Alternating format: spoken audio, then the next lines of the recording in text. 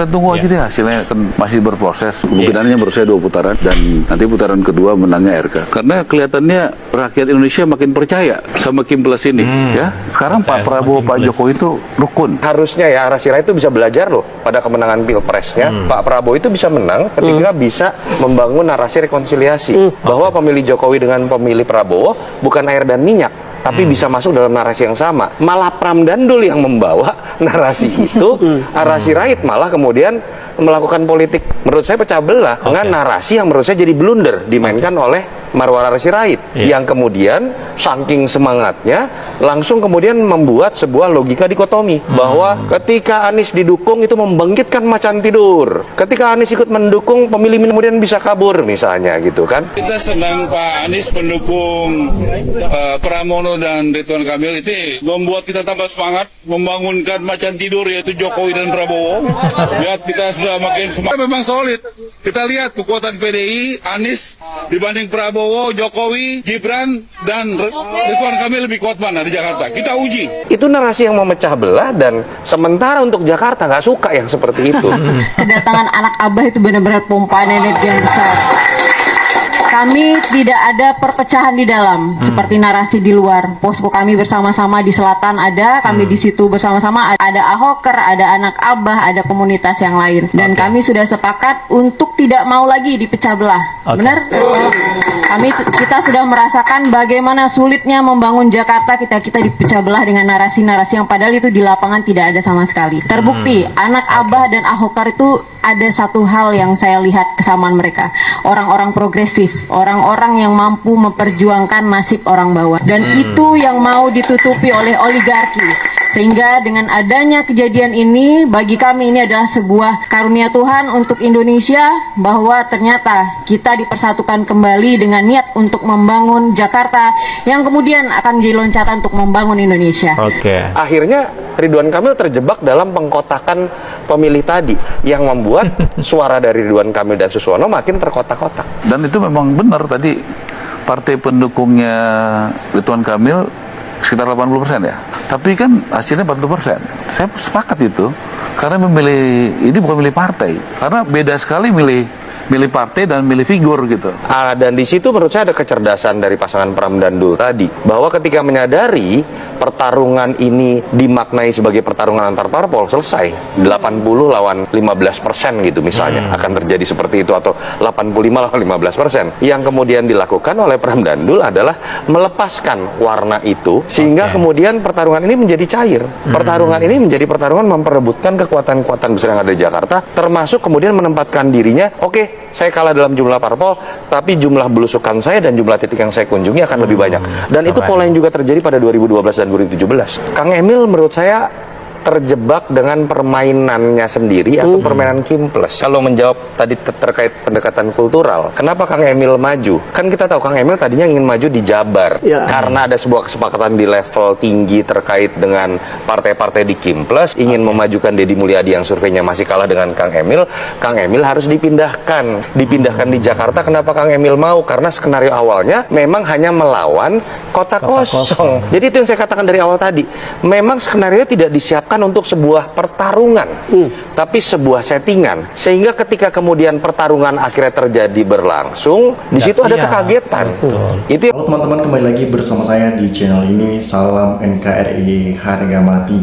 Teman-teman, dalam video ini kita telah mendengarkan sebuah cuplikan video yang disampaikan oleh Bung Yunarto bersama dengan Marwar Sirait. Tentunya hal ini akan menjadi sebuah perjalanan politik yang juga akan mempengaruhi porosnya roda pemerintahan dalam kepemimpinan seorang Prabowo Subianto. Karena kita kenal Marwar Sirait adalah menteri dari Merah Putih ataupun yang dipimpin oleh Prabowo Subianto. Nah, bagaimana masyarakat menilai orang-orang seperti ini dalam memimpin negara ini? Karena kenapa Prabowo memilih beliau disebabkan beliau juga adalah orang yang memang dipercayakan dari PDI Perjuangan sebelumnya, ataupun dididik dari PDI Perjuangan. Nah, kalau kita membaca dalam video ini disampaikan bahwa sebaiknya Ara dan Pak Jokowi bikin partai baru, bisa nggak melawan PDIP. Karena memang mereka selalu nyinyir melawan PDI Perjuangan, padahal mereka lahir dari rahimnya PDI Perjuangan. Tidak mungkin mereka sampai di titik sekarang ini kalau bukan PDI Perjuangan. Nah, itu seharusnya yang mereka camkan, yang seharusnya mereka tahu bahwa itu perlu untuk diketahui bersama-sama. Nah, Marwar Sirait, rakyat DKI tidak ada yang percaya kepadanya. Orang ini mencela-mencela pengkhianat. Ya, mungkin ada hal-hal yang mereka nilai dari seorang Marwar Sirait yang mempunyai kategori ataupun kriteria tersendiri terhadap Marwar Sirait, sehingga mereka menilai bahwa Marwar Sirait tidak layak untuk diberikan sebuah apresiasi dan tidak bisa dipercaya, itu artinya.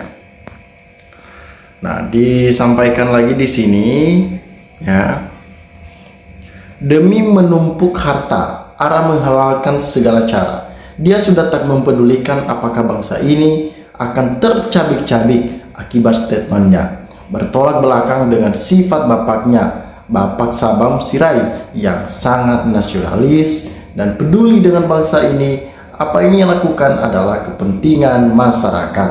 Tetapi beda pula dengan seorang Marwar Sirait yang memang dia mempunyai cara sendiri dan itu dikategorikan adalah sebuah perusak dalam berdemokrasi di negara kita dan yang tidak mempunyai nurani terhadap masyarakat di Indonesia ini.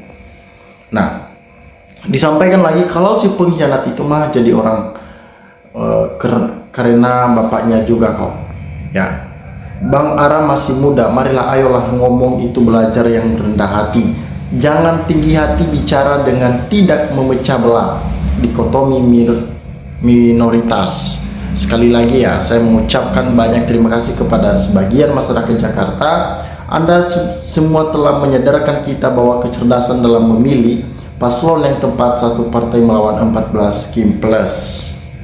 Ya, maklumin, sudah diberi kerjaan jadi nggak nganggur alias nggak tunakarya. Mantap, sombongmu terbukti nggak?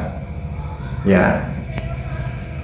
Ada banyak orang-orang yang memang sangat memberikan komentar-komentar kepada Marwar Sirait karena menurut mereka orang-orang seperti ini tidak layak untuk dijadikan sebagai motivator dan penasehat bagi anak-anak muda, generasi-generasi muda dalam menjalankan tugas-tugas negara ini ke depannya.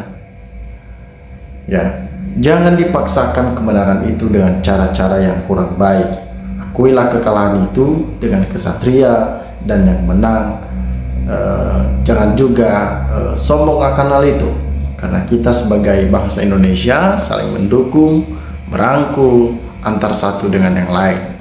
Kesombongan yang dilakukan oleh Marwar Sirait ini, keangkuhan, telah dibayar tunai. Prabowo harus mengevaluasi orang-orang seperti ini. Jangan sampai berimbas ke kabinet. Itu yang seharusnya dicamkan oleh Pak Prabowo supaya Pak Prabowo tidak salah jalan ke depan. Teman-teman, silakan berikan tanggapan teman-teman di dalam kolom komentar ini sehingga kita dapat bertukar pikiran antar satu dengan yang lain lewat kolom komentar ini. Terima kasih teman-teman. Lain Netizen melaporkan.